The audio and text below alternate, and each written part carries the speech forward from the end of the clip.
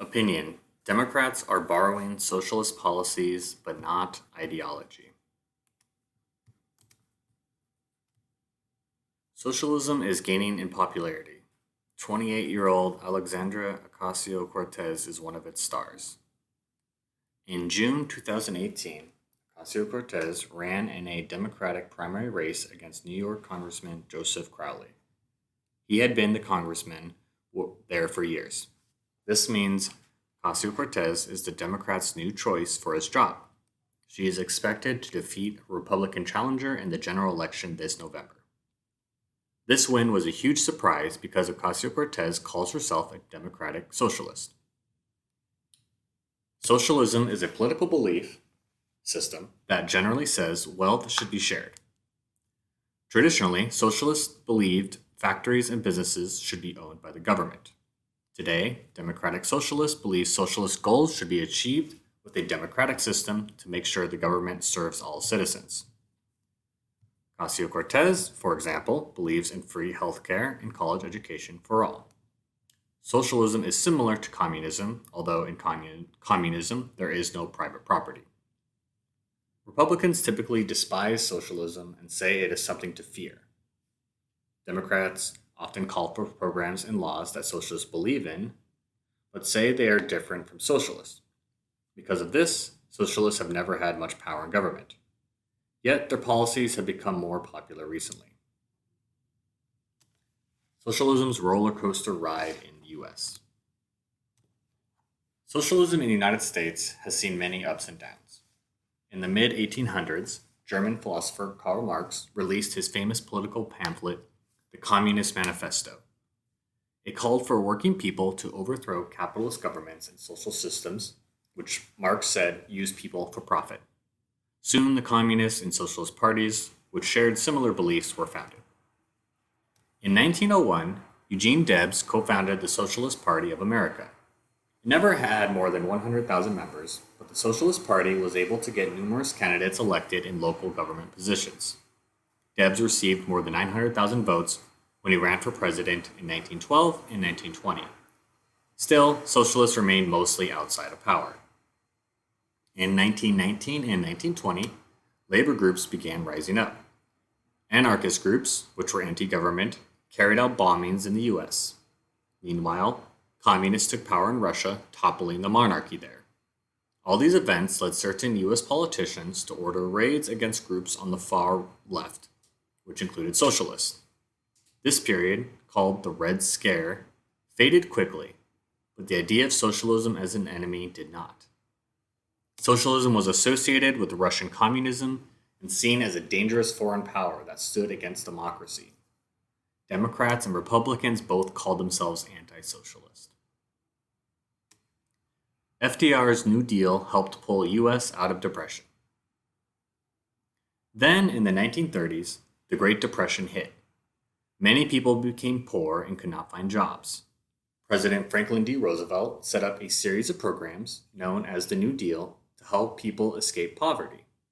The New Deal introduced a broad idea that the government has a responsibility to ensure the welfare of its people. In 1934, writer Harold Lasky noted that Roosevelt's policies were aimed at ensuring capitalism was the servant and not the master of the American people. Under Roosevelt, a new pattern was established. Democrats would borrow from socialist ideas while rejecting socialism in public in order to fight off attacks from Republicans. Roosevelt was accused of socialism by Republican politicians. He denied this connection instead of defending socialist ideas. Socialism became a truly toxic word in the mid-1900s. At that time, Russia was called the Soviet Union, and its communist government was seen as a major threat to the US. In 1947, Senator Joseph McCarthy began aggressively accusing people of being socialists or communists. For the rest of the century, socialist was one of the dirtiest words in politics, helped along by figures like President Ronald Reagan. Tensions between the Republican Party and socialists remained strong throughout the 20th century. However, the relationship was more complex between socialists and Democrats. President Lyndon B. Johnson dismissed accusations that he was promoting socialism. Still, his programs included civil rights legislation and Medicare, intended as health care for all. Reagan warned these would bring about socialism in the United States. Obama-Clinton fight off socialist tags.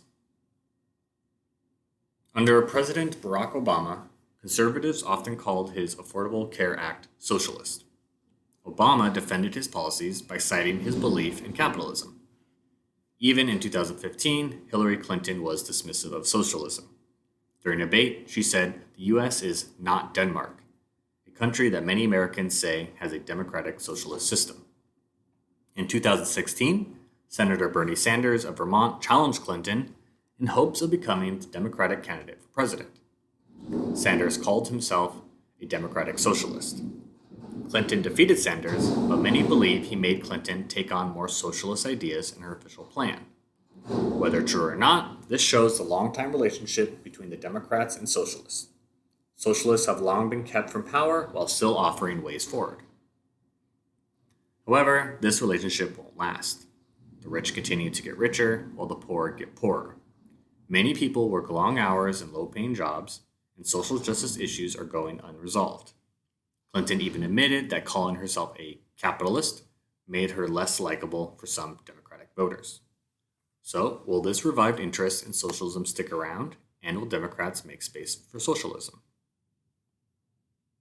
Republicans continue to call socialism a threat to society. However, young socialist leaders like Ocasio-Cortez are growing in popularity. Perhaps the Democrats will finally welcome them. Question 1. Which sentence from the article would be most important to include in a summary of the article? A. She's expected to defeat her Republican challenger in the general election this November. B. Democrats often call for programs and laws that socialists believe in, but say they are different from socialists. C. Debs received more than 900,000 votes when he ran for president in 1912 and 1920.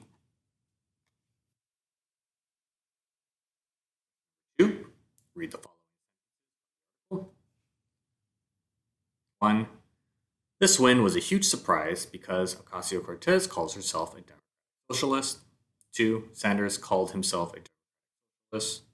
3. Clinton defeated Sanders, but many believe and 4. However, young socialist leaders like Ocasio-Cortez. What central idea does this evidence support? A. Traditional Democrats often take ideas from socialism and incorporate them in their policies. B. Democratic socialists believe that the government should help with free health care and education. C. Socialist ideas and candidates have been gaining more attention.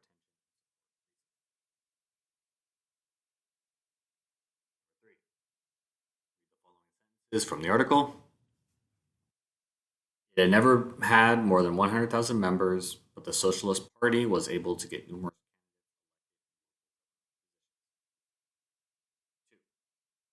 Democrats would borrow from socialist ideas while rejecting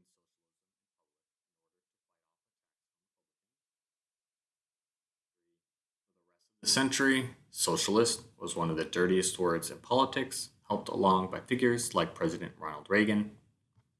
4. During a debate, she said the U.S. is not Denmark, a country that many Americans say has a democratic socialist system. Which of these sentences best supports the author's point that socialism has often been viewed quite negatively in the United States? A. Sentence 1, by showing that the Socialist Party has always been unpopular in the United States. B. Sentence 2, by demonstrating that the Democratic Party has never accepted socialism.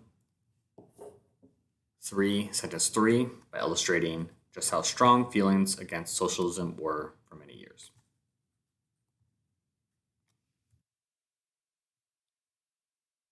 Report.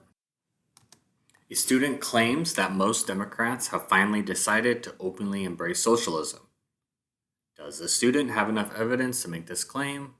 Why or why not?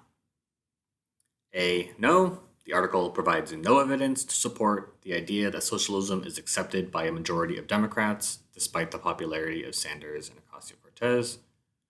B. No, the article offers statistics to show that Democrats continue to have a negative opinion of socialism and still distance themselves from socialist ideas. C. Yes, the article shows that Democrats have become more and more socialist over the years, and 2016 was the first time that socialism was universally adopted by the Democratic